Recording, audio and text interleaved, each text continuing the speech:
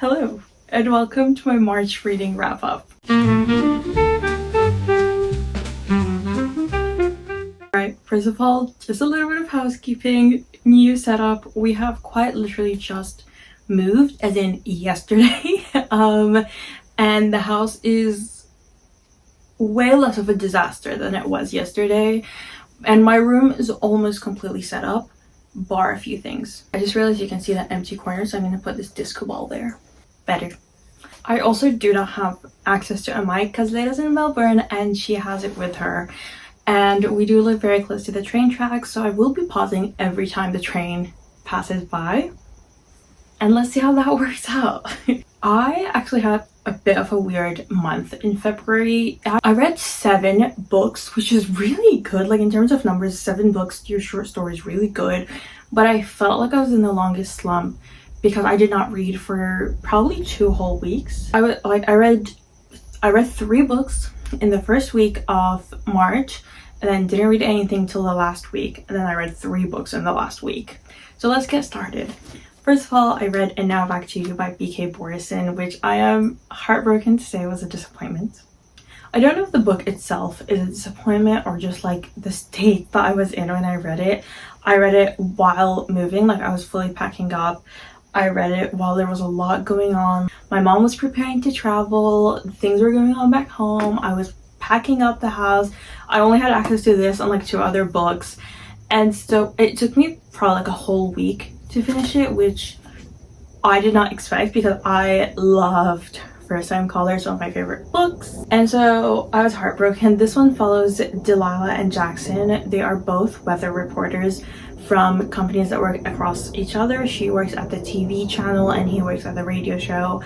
And they are complete opposites. She's very bubbly, very whimsy, very fun, and he's very stoic, very much head on his shoulders, and he is a lot more organized than she is.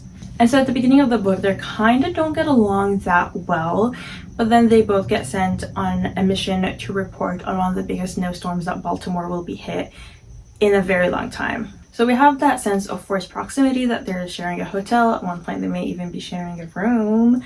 And she gets to see a lot of different sides of him. He gets to know so much more about her. And they are both working for very different companies. He has such a loving and welcoming environment at his job, while as her boss is actively trying to get rid of her. But he also has a lot going on at home, so they both kind of develop a bit of a protective relationship over each other. My only thing is, again, it might just be because I haven't really been in a romance mood, as you might be able to tell by the end of this video. But there were moments where I'm just like there's this exact scene where they're in a room together and he's on FaceTime with his younger sisters, and she comes out of the bathroom in only a towel. And I get it's a romance book, but I was like, that's unprofessional. At the end of the day, y'all are still co-workers, colleagues. I would never get out in a towel in front of a co-worker. But like, it was fun. I enjoyed it, tapped quite a bit. Loved all the Aiden and Lucy cameos, but I feel like it's a 4 stars because I love this universe and I love B.K. Borison's writing.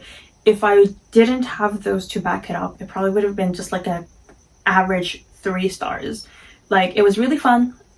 I really did enjoy reading it. It just felt a bit long. It dragged a tad bit, and I'm like, what's going on here? Moving on, I read No Matter What by Kara Bastone, and what a shift, man. This is the best book I've ever read in my life, and I need to get it tattooed on the inside of my eye so that I can see it every time I open my eyes. Every time I blink, is what I meant to say. So this book follows Roz and Vin, who got an 18-minute standing ovation in my bedroom. And they are married. They've been married for almost 10 years now, and they both have a very close relationship to Vin's brother. And a year ago almost, they got into a terrible accident, all 3 of them, and they were seriously injured, especially the brother. And so he moved in with them so they can take care of him, and that kind of caused a strain on the relationship. And we are now a year later. Roz and Vin essentially don't really talk. Roz finds that Vin has possibly signed a lease to a new place, and she kind of goes crazy, rightfully so, and she ends up going on a walk and wandering into a figure drawing class and sitting through it, and she falls in love with drawing. I absolutely adored seeing Roz fall in love with drawing, falling in love with just creating something with being passionate about something. She is also a cook. She has an interesting job, which I think has to be one of those like New York things where she takes a lot of like leftover ingredients from like restaurants that they were gonna throw out, and then she creates new meals for people that like have limited ingredients in their homes. It's a really cool thing. I had never heard about it before. We should do more of that. And we have Vin, who is the oldest of two, raised by a single mom, and he, very similarly to Jackson actually, he is a loving and kind older brother that hasn't really ever learned how to verbally communicate. He is very much an acts of service person, and Roz has always been able to read him really well, but in the past year more than ever she has found herself needing those words, and so there's a lot going on. The book deals with grief, deals with change, it deals with growth, and I literally sobbed my way through. I loved it so much I almost sent Kiara Stone an email. I did send a long message on Instagram, which she may have read. I adored it. It's the best book ever. It's just so beautifully written. The characters are incredible. And read it. There's this line where Roz's teacher tells her just to draw, Antonia, draw, which is apparently something Michelangelo used to tell to his student, like just draw. And so she starts saying to herself, draw, Roz, draw. And I literally started saying that to myself, even while like working on an assignment. I'll just be like, write, Nour, write. And I'm just like, this book changed my life. I then read The Secret Ex-Boyfriend by Krista and Becca Ritchie, which is book 2 of the Circus is Family books, which I read book 1 in January, I believe. You can check out that reading wrap up. And this book I loved, just not as much. I love this one very, very much. I don't know if it's because I'm like 23 and I never had any like relationship or anything, especially not in my teenage years, that I kind of find it a bit harder to relate to YA books. So this book is technically new adult. I believe they're almost 20, but they were together when they were 14 and 15, and they work in a circus and they were caught, and they have a no minors dating policy, so they get put in a very difficult position of either break up and sign these NDAs that basically say you are never to even look at each other ever again, or you both get fired and no minors will ever be hired again by this company, which obviously is a big responsibility. So they choose to never talk to each other again, and we are now seeing them 6 years later, and they have been surprisingly put in the same show in the circus together, and they need to figure out what that looks like and what that means. Again, the main reason why I didn't connect with this book as much is a lot of their relationship was built from when they were younger, and that's like a beautiful story because they were friends way before they ever got together. I'm just like, I can't imagine being that madly in love with somebody at 15. I can't. It's actually one of the reasons why I loved book 1 so much. It's like the main characters are like 28, and I'm like, yes, give me more grandpas falling in love. I then read 2 short stories. One's technically a novella, it's like 100 pages, which is called Mariam's Maze by Mansoura Azzeddine, and this book is actually originally in Arabic. It's Matahat Mariam, I believe, and I couldn't find the Arabic version. And it is a gothic story that is set in the Middle East. It's never specifically mentioned. And there's a lot of like leftover Ottoman feeling in the book, and I could not describe it if I wanted, because I don't know what happened. It very much has that gothic ambiguity where I'm like, are we talking to the main character or her mother or her daughter or her sister? Is he married to 2, or does she feel like she's split in 2? Like, I had no idea what was happening at all the time, but the writing was so good, and I read this one and the next short story for inspiration for an assignment that I had to write on gothic literature. Which leads me to the next story, which was The Lottery by Shirley Jackson. I read this one based on a recommendation by a classmate, and it's 30 pages of terror. And so this book is basically about a lottery that nobody wants to win, and everybody that lives in this small town comes together every year on this day to pick a slip of paper, and if their name is chosen, they get to be the winners of the lottery. And every single small town in this world does it. So there are even like within 30 pages it's mentioned how like certain towns are abolishing it, certain towns are finding it inhumane and they won't do it anymore, and whereas their towns like, this is tradition, we must do it, and you'll have to read to find out what this is about. I then read Reference by Milena McKay, and I buddy read this with my friend Maddie, which I know you're watching, Maddie, because you love me. And this book was a bit of a fever dream. One day my full review will go up on Goodreads with spoilers if you want to know why I hated it so much.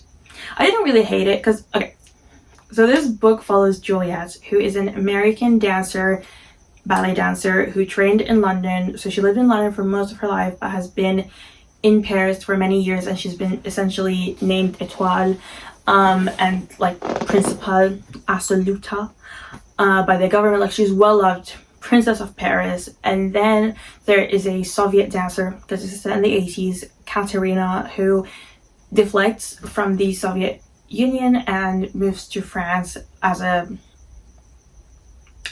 worker immigrant. I don't know what the exact terminology is. And Julia and Katerina at first are like, a rival, you want my job, you want my role.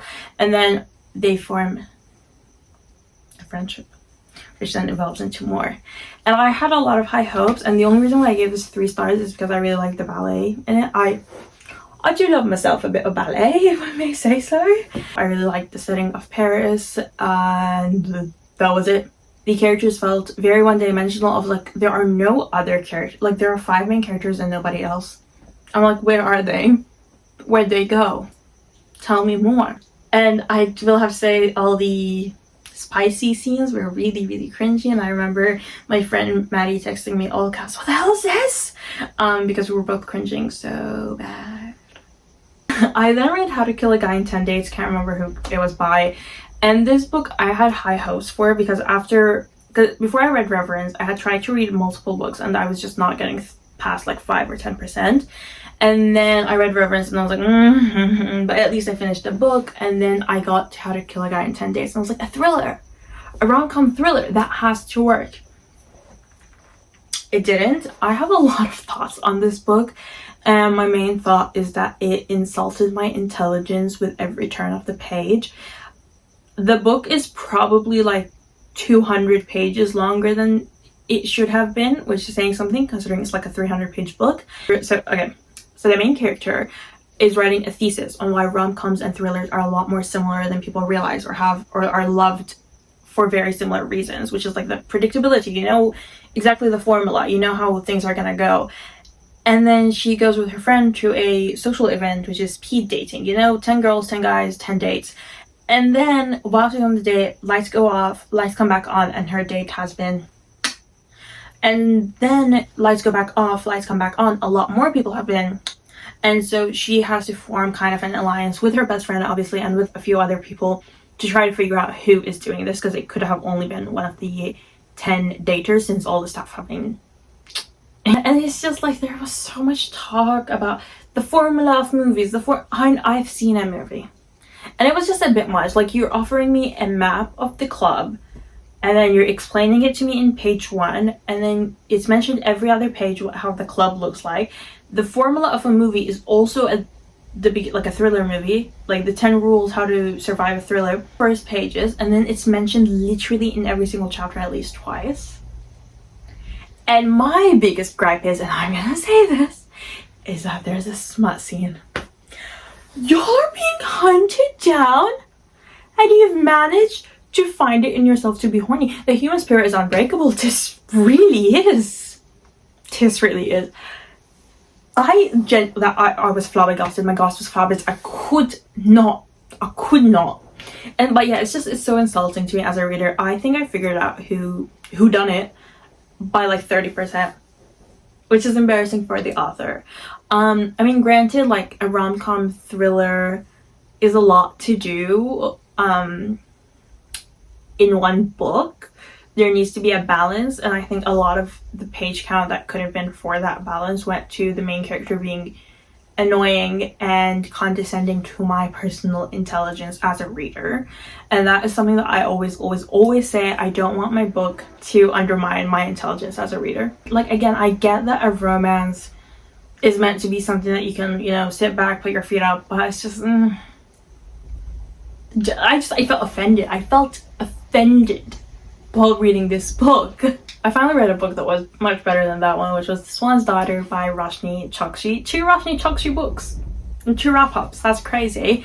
Go watch my February wrap-up. That also featured Layla. This book, when I heard about it, I heard about it from Rachel Catherine, and then I read the Goodreads blurb, and they both basically described it as a girl who's a veritas swan, which is like a swan that can sing a song and then make you tell the truth, who essentially joins a bachelor-esque situation with the crown prince to be one of his selected ladies, except she ends up forming a friendship with him, and she's like, I can tell you who's trying to kill you if you let me find refuge in your castle. The thing is, nobody had ever mentioned the amount of lore this book has. So literally the first 15% of the book is just learning about veritas swans and Jamelza, the main character's parents, which was very, very fascinating. Don't get me wrong, but I was like, are those the main characters? So basically a veritas swan, when she falls in love, the person she's in love with gets a little key, like a winged key, and they can essentially control the swan by, like, they can force her to either be in human form or swan form, whatever they'd like. And that's why it's very dangerous for a veritas swan to fall in love. And her mother has always warned her against it, and she's actually one of, I can't remember, 6 or 7 girls, and they're all like very beautiful, very swan-like. They have actual wings, whereas she was born looking a lot like her dad, the evil wizard Prava. And so when she does end up going to the crown prince's castle, they do form a friendship, and then at around 70% it does turn into a romance. I personally was not the biggest fan of the romance, and I was like, this was unnecessary, they could have just stayed friends. However, it didn't like take away from the book. I wasn't upset about it because I was so interested by the lore and everything around it. It's one of those books that's like whimsy has bled into it. The only thing is, I wish we had seen a bit more of outside the castle. Like, there's a lot of talk of what it means to be queen, what it means to rule, what it means to stand by the king as he, you know, takes care of his kingdom, but we didn't really know what the commoners looked like, what everyday life in this kingdom looked like. All the girls are nobility, so they all come from magical lands as well, and they're so different. There are so many different terrains. Some of them like are kind of like sirens, and they can breathe underwater, and one of the girls can turn into a bear, and I'm just like, I kind of wanted to know more about that. Aside from that, I really enjoyed the book, and those were all the books I read in March. Unfortunately, I don't think, aside from No Matter What, I had any standouts, which is a shame considering I've read 9 stories, but I loved No Matter What. I'm pleased with it. Those are all the books that I've read in March. I'm really hoping April is going to be a better reading month. I do have 2 weeks off for Easter break. I'm very excited. I do have an assignment due in a few days. I haven't started, so I need to get that done. And then free time for reading, especially now that we've almost unpacked the house. Got nothing else to do. But thank you so much for watching. I love you, and I will see you in my next video.